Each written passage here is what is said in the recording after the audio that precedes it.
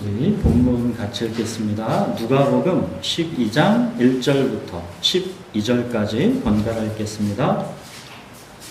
누가복음 12장 1절부터 12절까지입니다.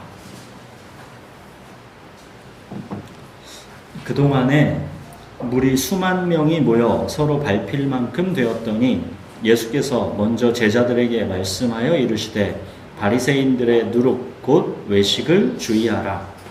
감추인 것이 드러나지 않을 것이 없고 숨긴 것이 알려지지 않을 것이 없나니 이러므로 너희가 어두운 데서 말한 모든 것이 광명한 데서 들리고 너희가 골방에서 귀에 대고 말한 것이 지붕 위에서 전파되리라. 내가 내 친구 너희에게 말하노니 몸을 죽이고 그 후에는 유인이 못하는 자들을 두려워하지 말라. 마땅히 두려워할 자를 내가 너희에게 보이리니 곧 죽인 후에 또한 지옥에 던져넣는 권세 있는 그를 두려워하라. 내가 참으로 너희에게 이르노니 그를 두려워하라. 참새 5마리가 두 아사리온에 팔리는 것이 아니냐. 그러나 하나님 앞에는 그 하나도 잊어버리신 바 되지 아니하는도다. 너희에게는 심지어 머리털까지도 다 세신 바 되었나니 두려워하지 말라. 너희는 많은 참새보다 더 귀하니라. 내가 또한 너희에게 말하니 누구든지 사람 앞에서 나를 시인하면 이자로 하나님의 사자들 앞에서 그를 시인할 것이요 사람 앞에서 나를 부인하는 자는 하나님의 사자들 앞에서 부인을 당하리라. 누구든지 말로 인자를 거역하면 사하심을 받으려니와 성령을 모독하는 자는 사하심을 받지 못하리라. 사람이 너희를 회당이나 위정자나 권세 있는 자 앞에 끌고 가거든 어떻게 무엇으로 대답하며 무엇으로 말할까 염려하지 말라. 마땅히 할 말을 성령이 곧 그때 너희에게 가르치시리라 하시니라. 1절을 한번 보시면 무리 수만 명이 모여 서로 밟힐 만큼 되었답니다. 그러자 예수님께서 이 수만 명의 무리에 앞서서 먼저 제자들에게 뭐를 주의하라 하십니까?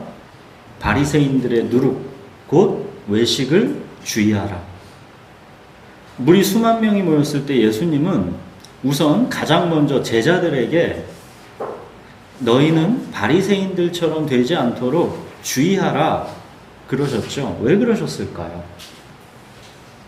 제자들에게 있어서 가장 큰 위험과 유혹은 바리새인처럼 되는 것이기 때문입니다. 여러분, 열심히 좀 있다 하는 그리스도인들은 누구나 가장 쉽게 빠지는 위험이 바로 이 바리새인처럼 되는 것입니다. 예수님이 주의를 당부하신 이 바리새인의 특징은 한마디로 외식입니다. 마치 이 누룩처럼 실제와 이 다르게 부풀려 보이게 하는 위선입니다. 이 경고를 지금 예수님께서 하시는 것은 이 지금 제자들의 들뜬 마음을 아셨기 때문입니다. 자, 무리 수만 명이 모였습니다. 제자들의 기분이 어땠을 것 같습니까? 성공한 기분, 지도자가 된 것 같은 기분, 정말 이제 곧 정권을 차지하는 때가 다가오는가 보다 하는 감격과 흥분, 그런 게 있었겠죠.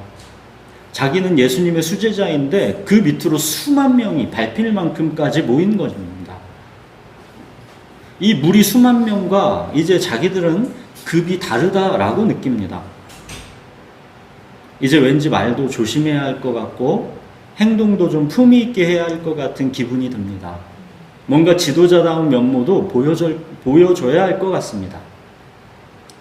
이 수만 명의 무리들에게 존경받고 인정받는 그 기분, 그 위치를 놓치고 싶지를 않게 됩니다. 예수님은 바로 그 지점이 바리새인들의 누룩, 곧 외식임을 경고하시는 것입니다. 너희가 이 수만 명의 무리들과 급이 다르다라고 느끼는 그 허세를 주의하라 하시는 것입니다. 이것이 제자들에게, 그리고 오늘날 좀 열심 좀 있다 있다 하는 모든 그리스도인들에게 항상 쉽게 찾아오는 위험입니다. 말씀의 지식이 점점 쌓여가고 교회 생활 경력도 쌓여가고 기본적인 성품이 또 착하고 성실한 사람들은 왠지 점점 무리들과는 급이 다른 차원의 사람이 되는 것 같은 그런 종교적인 자아 실현에 심취하게 된 것입니다. 세상은 이제 관심 무대가 아니고 이 교회 안에서 종교 기득권자의 지위를 누리는 것입니다. 점점 세상은 불편하고 적대적인 곳이 되고 교회라는 공간에서 종교적 자아 실현을 통해 자기 행복을 찾는 사람이 되는 것입니다. 자기 행복과 자아 실현의 무대만 세상에서 교회로 옮겨온 것입니다. 말씀은 내게로 스며들어서 예리한 검이 돼서 나의 혼과 영, 관절과 골수를 찔러 쪼개야 합니다. 그렇게 나의 힘을 다 빼버리고 나의 옛 자아를 붕괴시켜야 합니다. 그것이 살아계신 하나님의 말씀이 내 속에서 역사할 때 일어나는 일입니다. 그러나 말씀이 나를 붕괴시키지 않고 오히려 나의 신념을 강화시킬 때, 그때는 참으로 무서운 사람이 됩니다. 말씀이 단지 관념이 되고 지식과 감정의 쾌락이 되고 자기 신념만을 강화시키는 것입니다. 이렇게 되면 자기 힘이 빠진 겸손한 사람이 되는 게 아니라 오히려 자기 신념으로 더 강화된 무서운 사람이 되는 것입니다. 말씀의 지식이 오히려 자아 실현의 도구, 인정과 칭찬의 도구, 저들보다 내가 한 수 위가 되게 해주는 자존감의 수단, 이렇게 될 수도 있다라는 것입니다. 여러분, 아무 욕심 없는 경건한 사람 같아 보여도, 착하고 성실하고 배려심이 많아 보여도 우리가 겉만 봐서는 모릅니다.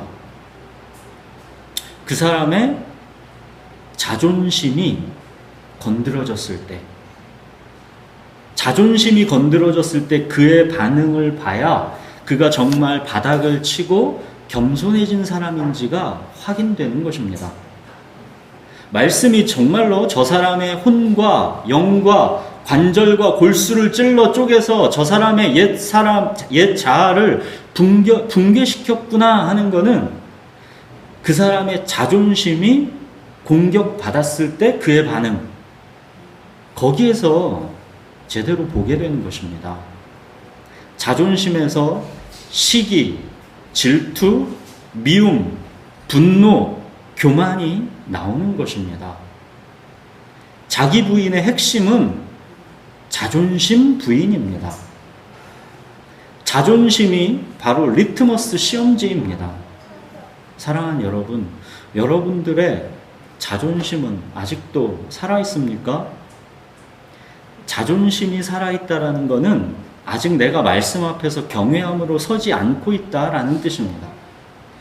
말씀을 크고 두려우신 하나님의 말씀으로 받을 때 그 말씀은 가장 먼저 내 자존심의 힘을 빼버리기 때문입니다. 내 자존심이라는 것은 아무짝에도 쓸모없는 쇳덩어리다라는 것을 절감하게 하는 것, 그게 말씀입니다. 바리새인의 특징은 한마디로 바로 이 자존심으로 똘똘 뭉친 사람이다라고 보시면 됩니다. 바리새인의 기도를 들어보십시오. 세리와 같지 아니함을 감사하나이다. 그 당시 세리들은 다 부자였는데 그들이 하나도 부럽지가 않다는 겁니다. 저들이 아무리 호의호식하고 부자로 살아도 나는 저들이 하나 부럽지 않다라는 것입니다. 나는 그들과 다른 하나님 나라 1등 시민이라는 것입니다. 이게 바리새인의 자존심입니다. 긍휼히 여기지 않고 구별해서 오는 쾌감을 누리는 것, 이게 바리새인의 자존심입니다. 나도 이 자존심으로 똘똘 뭉친 사람이라면 나도 바리새인인 것입니다. 자존심으로 똘똘 뭉쳤다라는 것은 마음이 부유하다라는 뜻입니다. 마음이 가난한 자와는 정반대의 위치에 있는 것, 그게 자존심을 주장하는 것입니다. 마음이 가난한 자는 자존심을 세울 수가 없습니다. 가늠하다 현장에서 잡힌 여인이 자존심을 세울 수 있을까요? 세울 수가 없습니다. 세리의 기도를 들어보십시오. 감히 눈을 들어 하늘을 쳐다보지도 못하고 다만 가슴을 치며 하나님이여 불쌍히 여기소서 나는 죄인이로소이다. 이게 가난입니다. 제자들이 너무도 쉽게 빠질 수 있는 위험이 바로 이 지점이기 때문에 예수님은 가장 먼저 너희가 바리새인처럼 되지 않아야 한다라고 경고하시는 겁니다. 제자들을 사랑하시기 때문에 경고하시는 것입니다. 오늘 본문 앞에서 예수님은 바리새인들에 대해서 화 있을진저 하면서 신랄하게 비판하셨습니다. 11장 39절 보십시오. 겉은 깨끗이 하나 너희 속에는 탐욕과 악독이 가득하도다. 또 44절도 보십시오. 평토장한 무덤 같아서 그 위를 밟는 사람이 알지 못하는도다. 너희는 그냥 무덤인데 이 무덤이 겉은 말짱해서 그 속에 있는 걸 사람들이 알아보지 못한다라는 뜻입니다. 겉보기는 말짱한데 그 속에는 온갖 악취나는 썩은 것들이 가득하다라는 뜻입니다.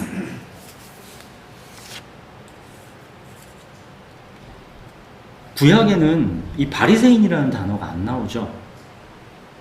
구약에 안 나오는 이 바리새인이라는 단어, 이 바리새인 그룹은 언제 생겨났을까요?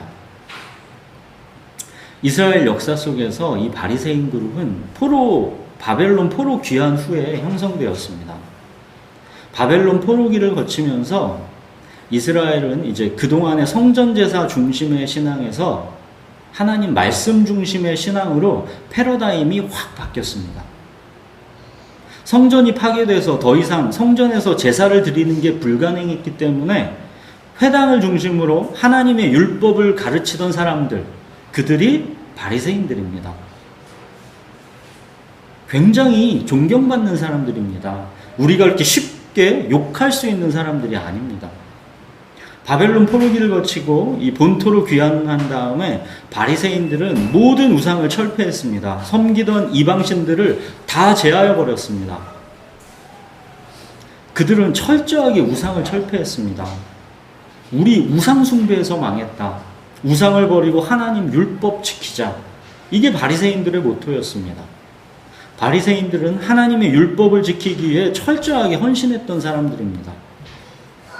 바리새인의 뜻은, 그 단어 뜻은 뭐냐?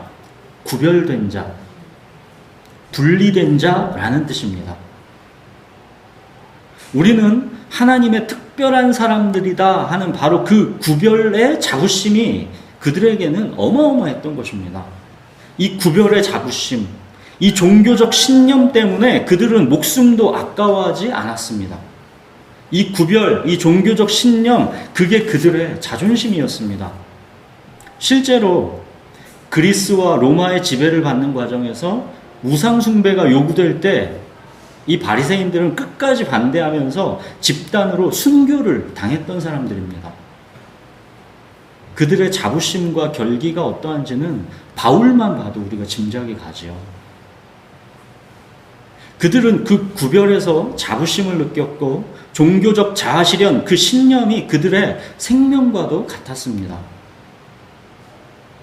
하나님 말씀이 내 신념의 도구, 종교적 자아실현의 수단이 될 때 그때는 이 말씀만큼 자기를 강력하게 힘들어가게 하는 게 또 없는 것입니다.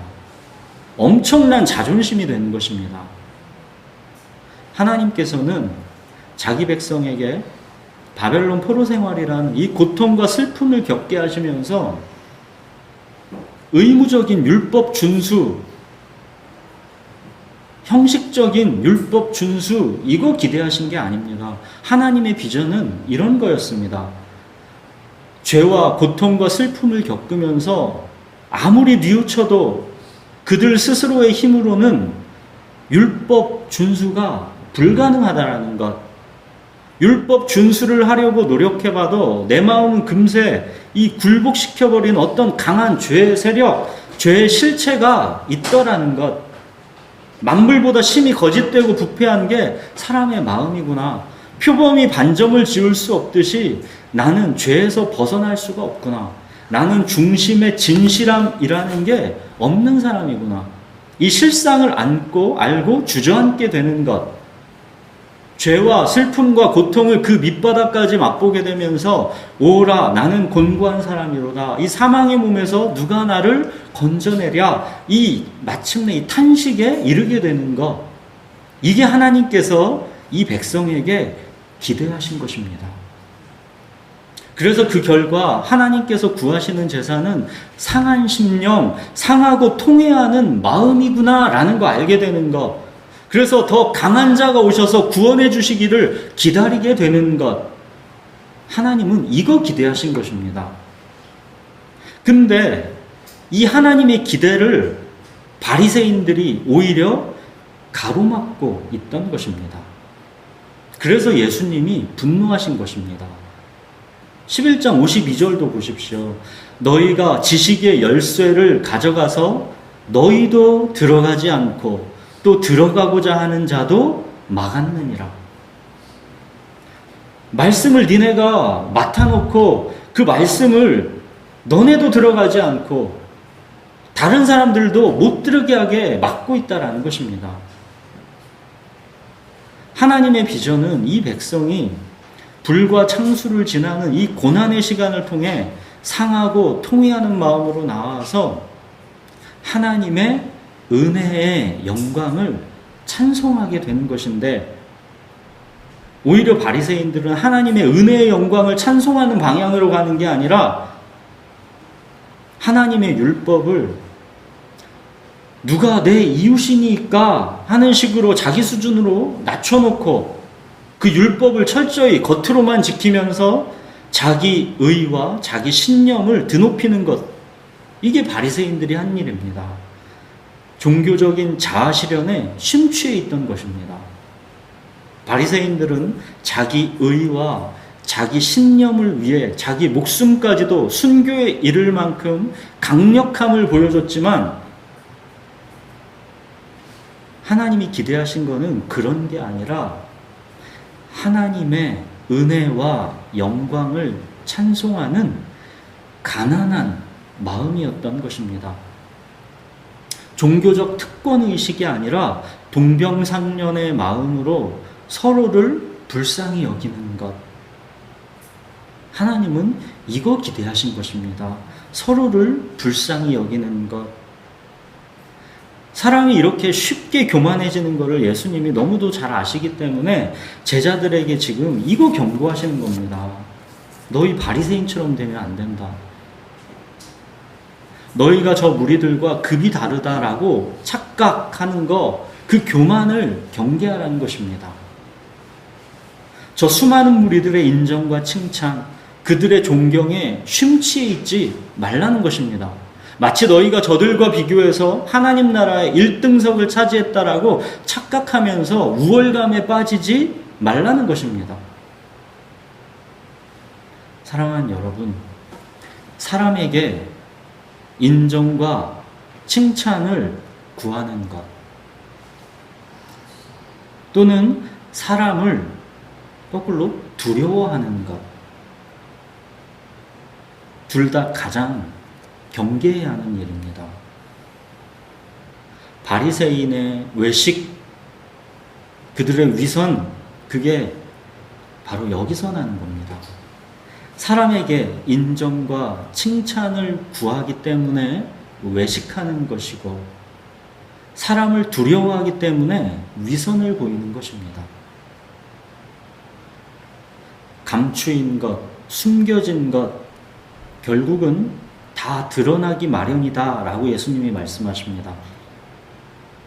숨기려 했던 위선도 드러나고, 또 지금 너희가 박해받는 진리도 결국에는 빛 가운데서 다 드러나는 날이 온다는 것입니다. 그렇기 때문에 지금 눈에 보이는 인정과 칭찬, 또 지금 눈에 보이는 두려움의 근거에서 판단하고 결정하지 말라 하시는 것입니다. 사람의 인정과 칭찬을 구하는 것, 사람을 두려워하는 것, 둘 다 경계하라는 것입니다. 사울과 다윗을 비교해 보십시오. 사울이 백성들에게 인정받지 못하게 되는 거 얼마나 두려워했습니까? 사무엘이 하나님이 당신을 버렸다라고 책망하는데도 사울은 사무엘 보고 하나님이 나와 함께 하시는 것처럼만 보이게 해달라고 간청하지 않습니까? 사울은 하나님을 두려워하기보다 백성들의 인기에서 멀어지는 것을 더 두려워했던 것이죠. 그래서 제사도 사실은 하나님께 드리는 게 아니라 사람들에게 나는 하나님과 가깝다라는 것을 보이는 수단으로 이용했던 것입니다. 그러나 다윗은 어떤 사람이었습니까? 밧세바를 범하고 우리아를 죽인 그 죄를 하나님께 책망받게 되니까 그때부터는 다른 거는 아무것도 보이지 않게 되었죠. 나를 주 앞에서 내어 쫓지만 말아달라고, 주의 성령을 내게서 거두지만 말아달라고 간절하게 매달립니다. 제사도 다 필요 없다 그러죠. 나는 제사 드릴 자격도 안 된다라는 것입니다. 나는 상하고 통회하는 마음으로 주님께 나를 내어 쫓지만 말아달라고 엎드리겠다라는 것입니다. 다윗은 골리앗은 하나도 두렵지가 않았습니다. 블레셋은 하나도 두렵지가 않았습니다. 사울은 천천히요, 다윗은 만만이라 했던 백성들의 평판과 인기에도 집착하지 않았고 그거 잃을까봐 두려워하지도 않았습니다. 다윗은 오직 하나님만 두려워했습니다. 바울도 이런 고백을 했죠. 이제 내가 사람들에게 좋게 하랴, 하나님께 좋게 하랴, 사람들에게 기쁨을 구하랴. 내가 지금까지 사람들의 기쁨을 구했다면 그리스도 종이 난 아니다. 사람을 두려워할 것인가, 하나님을 두려워할 것인가, 이게 참으로 중요한 문제인 것입니다. 예수님은 제자들에게 지금 이 두려움의 문제를 말씀하시는 것입니다. 그러면서 4절부터는 예수님이 뭘 하십니까? 너희를 위협하는 정치 지도자들을, 종교 지도자들을 두려워하지 말라 말씀하십니다. 그들이 할 수 있는 최고의 일들은 너희 몸을 죽이는 것까지다. 너네 몸을 죽이고 나서 그 후에 능히 더 아무것도 못하는 무능한 자들이다. 예수님은 몸을 죽이는 거는 그냥 무능한 일이라고 해버리십니다. 아무것도 아니라는 뜻입니다. 너희 몸이 죽는 거는 왜냐? 그냥 잠이 드는 것 뿐이기 때문이다. 너네는 그냥 잠이 들면 아이야 일어나라, 이렇게 바로 내가 너희를 속삭여서 깨워줄 것이다. 너희 잠드는 거 그거는 아무것도 아니야. 아무것도 아니야. 전혀 그런 건 두려워하지 말라는 것입니다. 그들은 전혀 두려워할 대상이 아니다. 너희는 대신 마땅히 두려워할 자를 두려워해야 된다. 5절 한번 같이 읽겠습니다. 5절은 자 시작. 마땅히 두려워할 자를 내가 너희에게 보이리니 곧 죽인 후에 또한 지옥에 던져넣는 권세 있는 그를 두려워하라. 내가 참으로 너희에게 이르노니 그를 두려워하라. 마땅히 두려워할 자, 더 강한 자이신 하나님을 두려워하라는 것입니다. 죄와 죽음의 권세를 다 지옥에 던져넣는 더 강한 권세, 더 강한 자이신 하나님을 두려워하라 하시는 것입니다. 참새 한 마리의 목숨도 하나님의 주권 속에 있다. 너희는 심지어 머리털까지도 다 세신 바 되었다. 참새와 너희가 비교가 되겠냐? 두려워하지 말라. 자, 그러면서 8절, 9절 이것도 같이 읽겠습니다. 8절 9절. 내가 또한 너희에게 말하노니 누구든지 사람 앞에서 나를 시인하면 인자도 하나님의 사자들 앞에서 그를 시인할 것이요 사람 앞에서 나를 부인하는 자는 하나님의 사자들 앞에서 부인을 당하리라. 그 앞에 누가복음 9장에서 예수님이 이러셨죠. 누구든지 나와 내 말을 부끄러워하면 인자도 자기와 아버지와 거룩한 천사들의 영광으로 올 때 그 사람을 어떻게 한대요? 부끄러워하리라.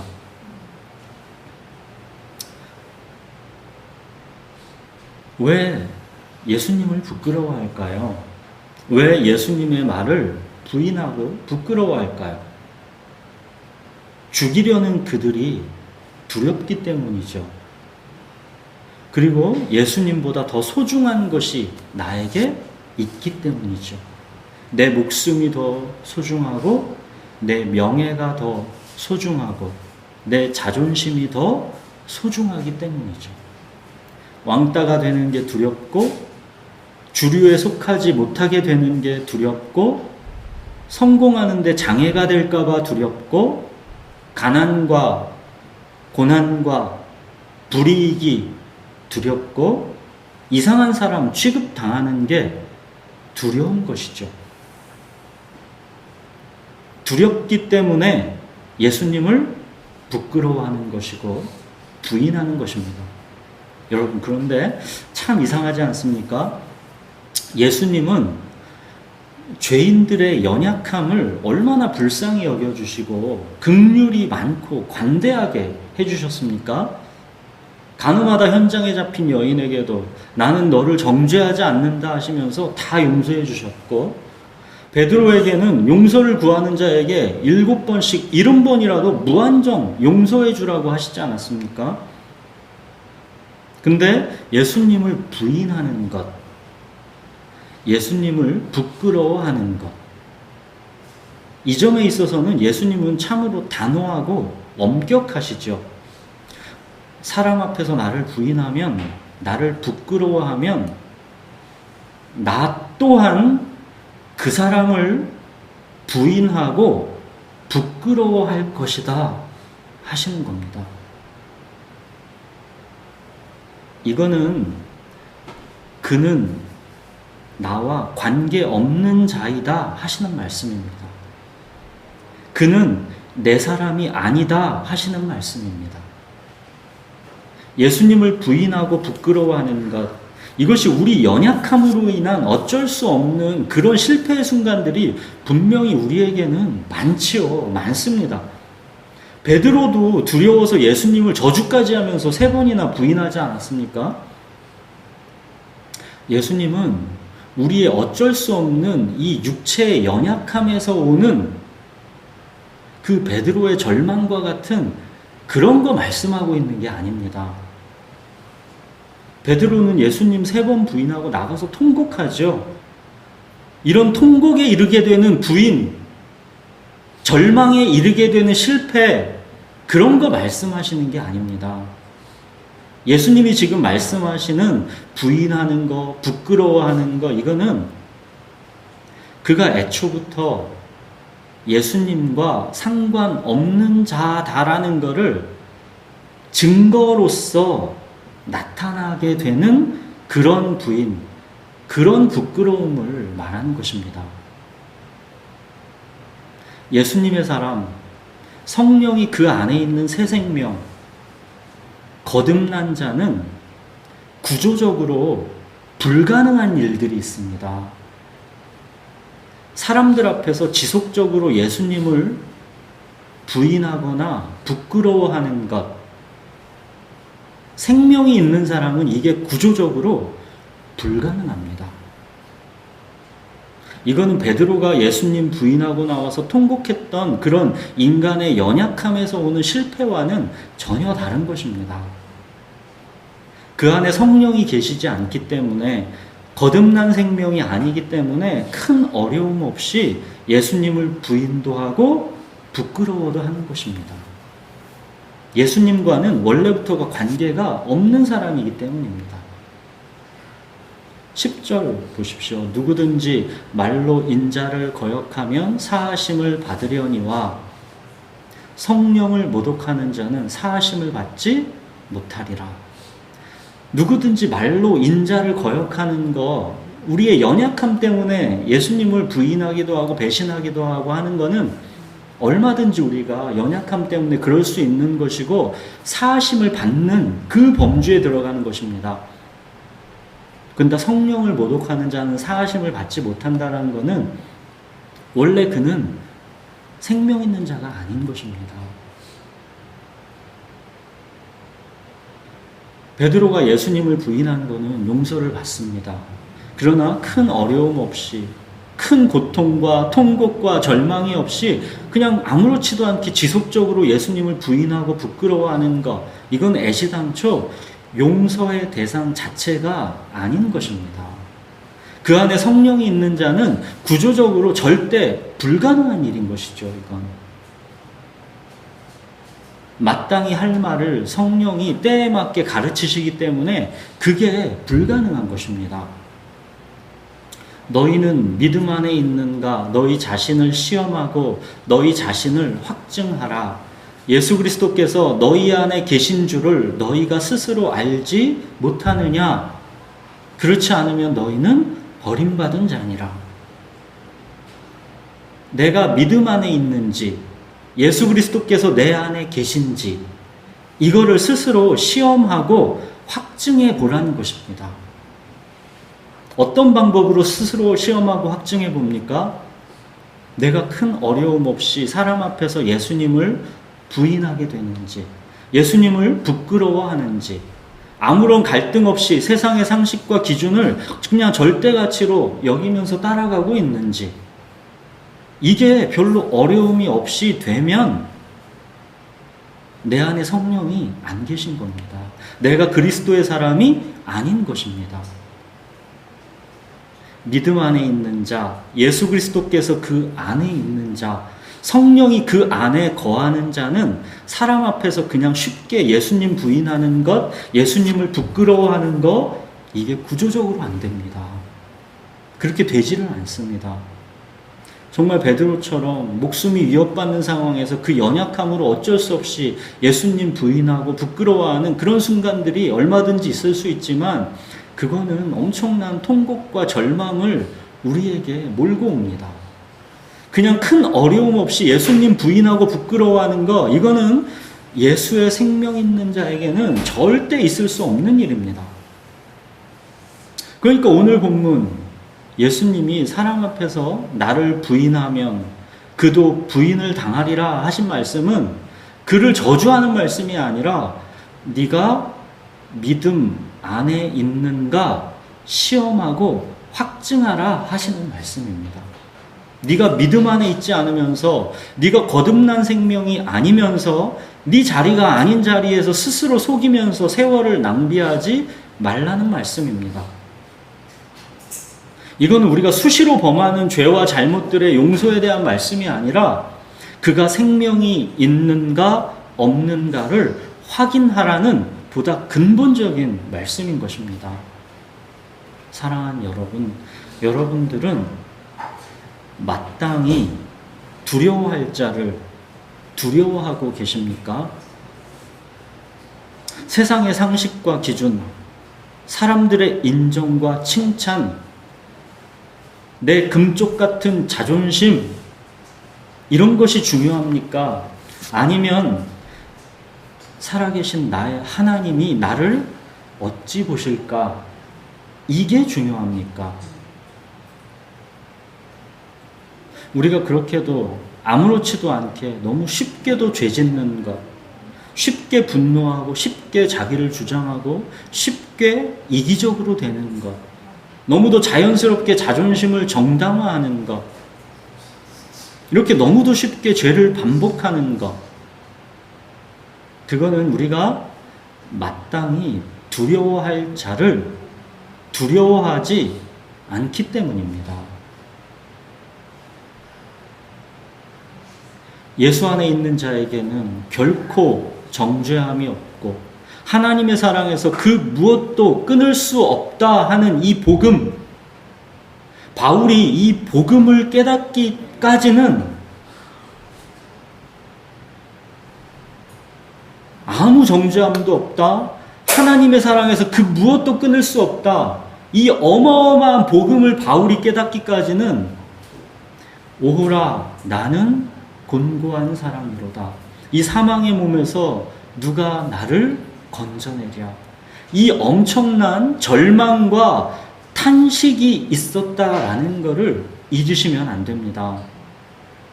바울은 바리새인 중에 최고의 바리새인이었다라는 것을 잊으시면 안 됩니다.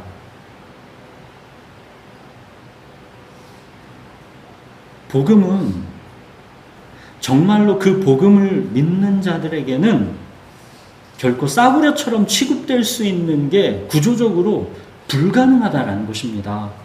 복음은 정말 보기에는 너무 싸구려 같지요. 예수 믿는 자는 결코 정죄함이 없어. 네가 어떤 개차반으로 무슨 죄를 지었던 하나님의 사랑에서 그 무엇도 끊을 수 없어.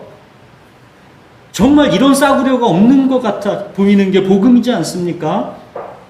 근데 이 복음까지의 깨닫기까지는 오호라 나는 곤고한 사람이로다. 이 사망의 몸에서 누가 나를 건져내랴.